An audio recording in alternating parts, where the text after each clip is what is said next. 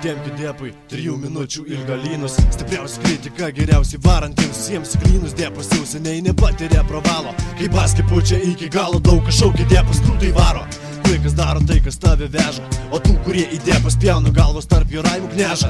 Tuščios kalbos niekam vertos ir jų nestinga, todėl kalbėsiu apie tai, kas iš tikrųjų bus vertinga. Aš daug galvoju, kas ko vertas, bet šiandien aš visur matau duris užvertas. Vėliau suprasiu, nors šiandien gal kažkas supranta į tokius klausimus, tik laikas man atsakymus suranda. Dabar gerbiu tą žmogų, kurio tikrai neblogas būdas, ypač toks, kuriam nepokai, kad tam vardo krenta šūdas. Galbūt toksai ir tu, galbūt toksai ir jis. Davai pasipuoja, mūsų nieks nesustabdys.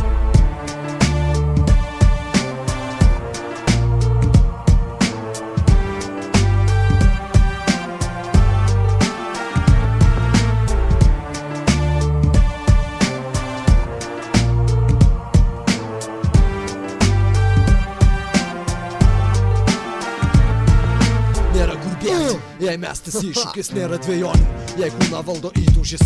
Aš atėjau iš gatvės, į mane glaudė gatvės kašis. Ne kartą stogais baudė, repo ritmai guodė, kiti teisė, sakė tu nepasikeisi. Aš ir nepasikeičiau, aš vis dar tas pats, vakarais kuriantis eilės, rūkantis prastas cigaretės. Na ir kas? Aš kam draugas, kam priešas, bet mano žodis jūsų širdyse jau vieškai. Kiekvienas randa panašumų, dalį savęs tie, kurie nekentė, gal ir toliau neapkęs. Bet aš nerašau eilių, kad tau būtų smagu. Kartais minties kaltininkai būna tokie kaip tu, nuodėmių išdegintom šypsenom, kas kartą glotkim, vis daugiau alkanom. Bet susitikime ant scenos, kur išiškė juodos mano venos.